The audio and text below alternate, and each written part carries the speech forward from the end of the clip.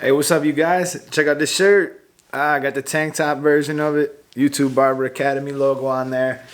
And yeah, I love this shirt, man. I'm kind of proud of the fact that I finally got some merch. But anyways, today we're going to talk about how to advertise yourself as a barber, how to get busy. So we've talked about a lot of stuff on the channel so far. We've talked about, how to execute certain skills, how to fade faster, how to do a lot of stuff. But one thing I've really never covered is how to grow your business after you've already accumulated all the skills you need, and now you just need people to find out about them. Now you just got to go out and show the world that, hey, I can do this, I learned this new skill, I need some help, and I need to get some people in the chair.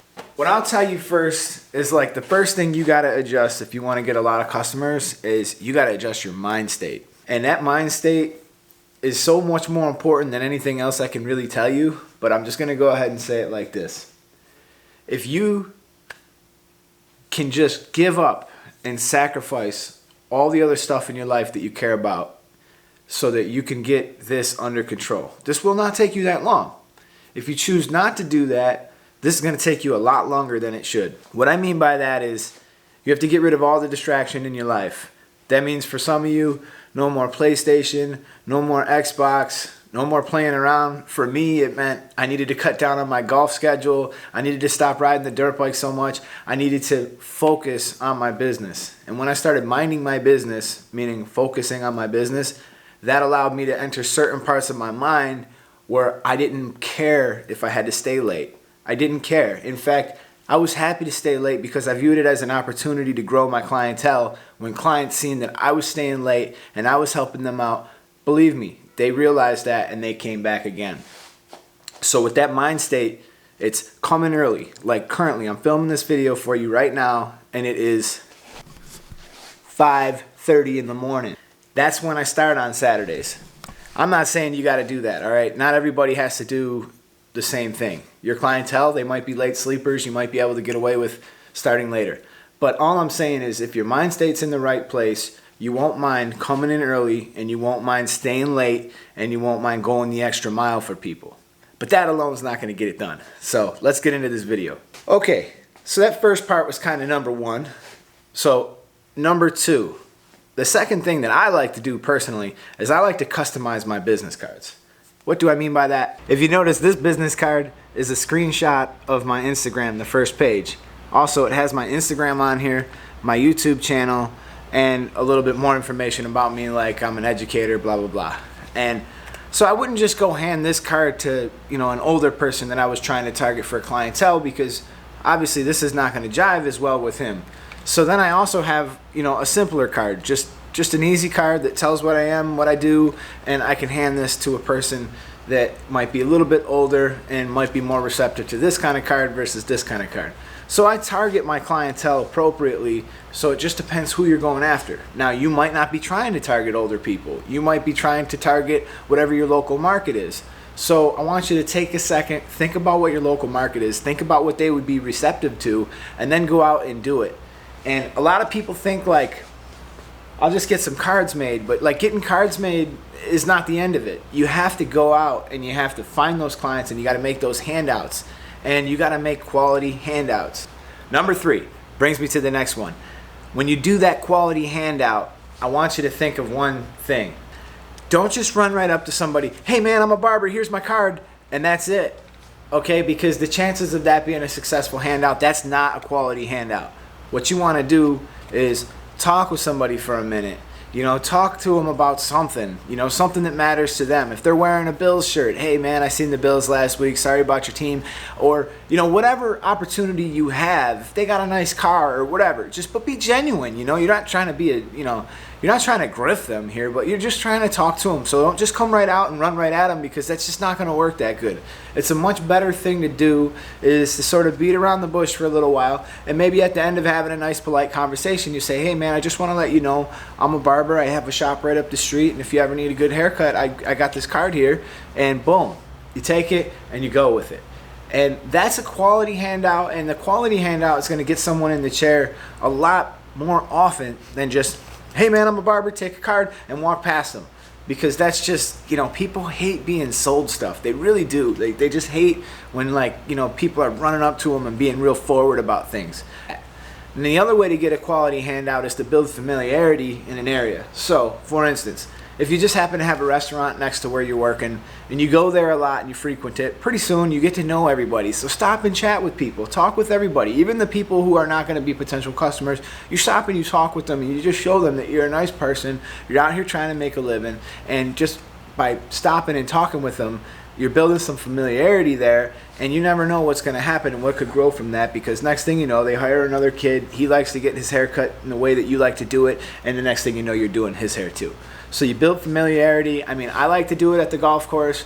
I know a lot of people at the local golf course that I go to, and I cut a lot of their hair there too. Or taking the time to talk with just about anybody you run into, whether you're going to Publix, the grocery store, or wherever. You get the point. Number 4, social media. There's a lot of people who are uncomfortable about it when it comes to social media. I don't really understand that, but then again, I do. Okay? You don't feel like putting yourself out there. You don't feel the confidence. You don't feel like you matter in the big sea of the internet. Well, the truth is you do matter.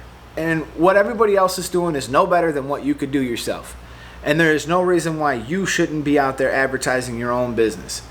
And if you think about it, we go back in the days before social media, how much more difficult it was to go and get clients, because again, we were just talking about in number 3, how people hate to be sold on stuff. This is so much more passive and so much more effective that if you've decided to not take advantage of this, I strongly urge you to reconsider. In fact, I remember during some of the giveaways I did on the channel where I was giving away clippers and different stuff, that I realized how many people didn't want to get on Instagram. I must have gotten 20 messages. I don't do social media. I don't do this. I don't do that. Who do you think you're advertising to? Are you advertising for clients, or are you advertising for other barbers? Because if you're advertising for clients, I don't think you need to worry so much about your quality. Really, bro? Can you hear that? Yeah, I can hear it. I didn't want to turn the thing on because the fan would be on. How about you shut the door? Alright. Jesus. I was thinking about you. Alright, and for those of you who do feel uncomfortable posting on social media and you don't feel like your work is up to par and you're a little bit worried about how people might perceive your work, I want you to keep this in mind. Who are you advertising to? Are you advertising to other barbers, or are you advertising to actual customers?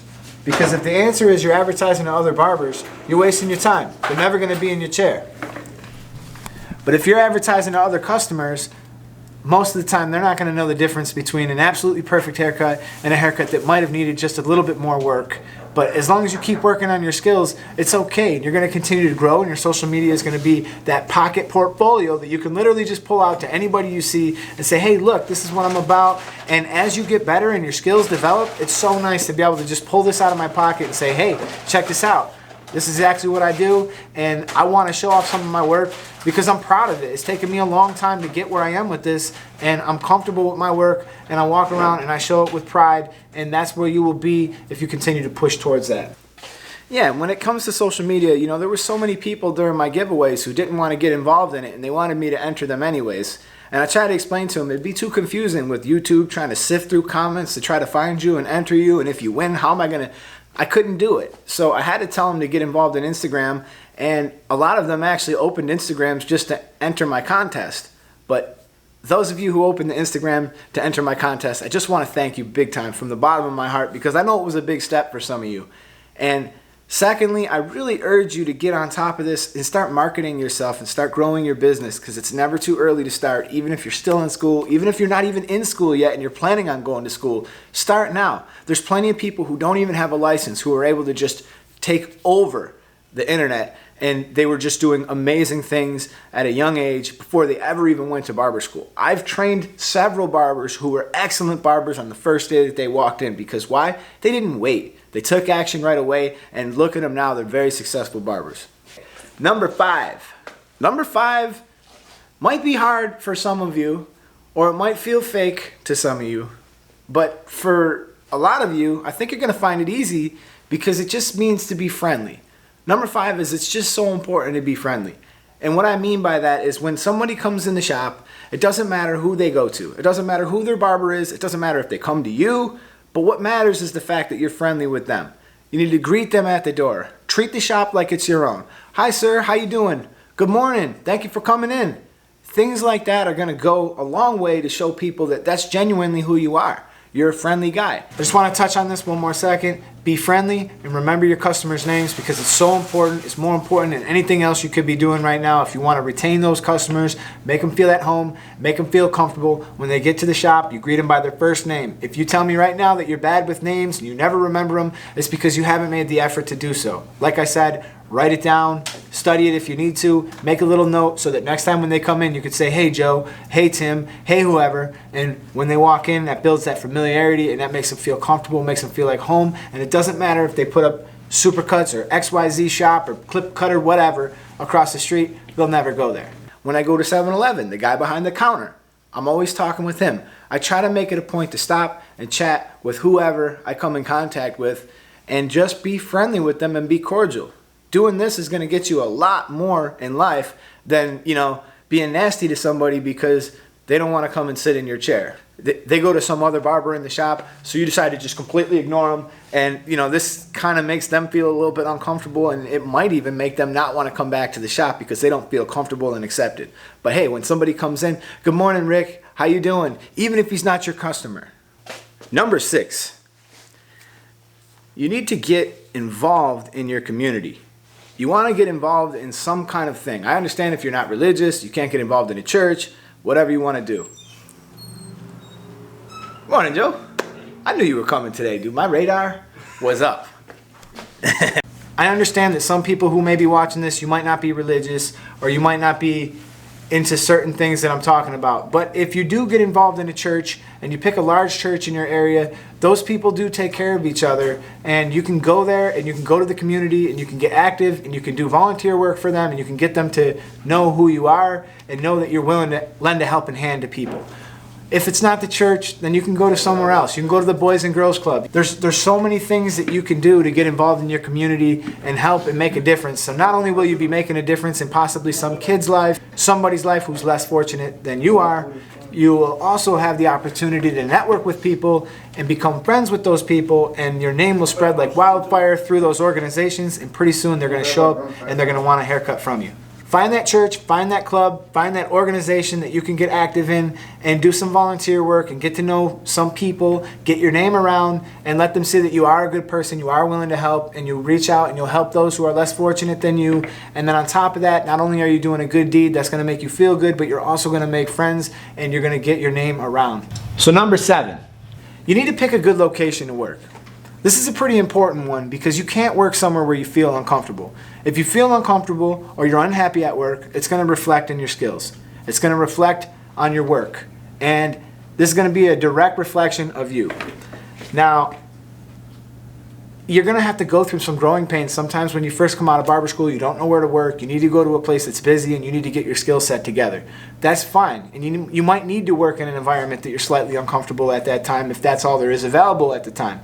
However, when it's time to actually work, grind, and build, and if you follow that mind state that we talked about in the beginning, and I want to keep circling back to that mind state that I don't care, I will not fail, I will do what it takes to succeed, even if it makes me feel uncomfortable, it pushes me out of my comfort zone, no matter what it does, I will succeed. So, this might mean for some of you, you're not in the right spot, and that's fine. Pick your tools up and leave, because a day wasted at that old spot could have been spent better at the new spot where you're comfortable and you can foster your own growth. So go to that location that's busy, where there's a lot of foot traffic, and grow your business there.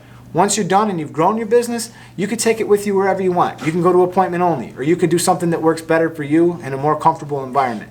I just gave you guys all the stuff that I talked about has not been easy. None of this will be easy to do. This will require a lot of time, a lot of dedication. It's just going to be patience. Be patient with yourself. Trust in the process. This will come. The growth will come. As long as you're there when you say you're going to be there, and you don't leave early because it's not busy, and you stay and you work the hours that you set forth for yourself. It's okay if you only can do 4 days a week. If that's all you can do, the 4 days a week, be there on those 4 days. Show up early, leave late, keep that mind state in check, be patient, and on your downtime, do things that can help you, such as post on your social media, go out and hand out some cards. do certain things that can help you to grow your business. If you have downtime, use it wisely, but above all, be patient, trust in the process, and follow these things that I'm telling you, and you are going to be a very busy barber. My least favorite of anything is to do discounts. However, it is effective and it does work in some circumstances. Personally, the way that I like to do discounts is I would rather just do it for free. Something happens when you do something for someone for free, and this literally goes back eons in our genetic DNA. When you do a favor for somebody out of the goodness of your heart, they feel indebted to you. So when you do give them a free haircut and you knock it out of the park, just because it's free, you don't wing ding them, you don't run through them, you take your time and you knock it out of the park. And that opportunity that you just gave that person, that free haircut, he will feel the need to reciprocate. And not only will he probably tell some friends about you, hey man, he gave me a free cut, you did a great job, I'm going back there. But he could become a client for life. So yes, for that little $20 hit or $30 hit or whatever you're charging, you might have lost out on that money, that short-term money, but you just gained some long-term money and long-term success. So sometimes it's better to just give somebody that haircut, that first one for free, and after that, give them that opportunity to just get that ass in the chair, so that I could blow your mind and make it, that sounds kind of dirty. No, but just get them in the chair so that I could blow your mind, knock it out of the park, and you want to come back over and over again. And I would like to touch on something that I know Basio said it, and probably a few other people have said it. This seems like a pretty good strategy. If you tell somebody to bring me 2 customers, and then your next cut is free. So every time you bring me 2 customers, your next cut is free. I could definitely see something like that starting to grow. Something else you need to think about is your clients are a lot like branches of a tree. Now what I mean by this is you might have somebody come in who asks you for something simple. And don't be afraid to suggest to them, hey man, I think it would look a little bit better if we tried something like this. If you want to, just give me that little bit of room. I can really do something. And you blow them away and you give them some nice haircut that they probably never had before. Now, the reason why clients are growing like a tree is because it turns out that this guy has 5 brothers. And he goes home, he tells his brothers about him, they look at his new haircut, and all of a sudden they want to come in. And the next thing you know, some of those brothers come in, and then they start suggesting it to their friends. Their friends have brothers. And it just keeps growing and growing. So every single haircut you do, it could be so important because it could just open up the door to 10 more customers for you. So work your current client base too. If you have clients, you say, listen man, I'm really trying to pick up some business. I'm looking to do what I can. If you have anybody in your family or anybody you know that you could send me, I'll be eternally grateful to you. This is for your regular clients, your client base that you already have. You work your base and you get these guys to start bringing in people because they're not thinking of you when they're not there for a haircut. But when they're there for a haircut and you tell them like that and you're very nice about it, next time they are with their group of friends, they're going to say something like, hey, where do you guys get your haircuts at? You know, my guy is great. If you guys want to go check him out, he'll take good care of you. And that's going to make you a very busy barber. So I understand that we just touched on a lot of stuff, and for you guys to do all of this, you can certainly see how it's going to make a big difference.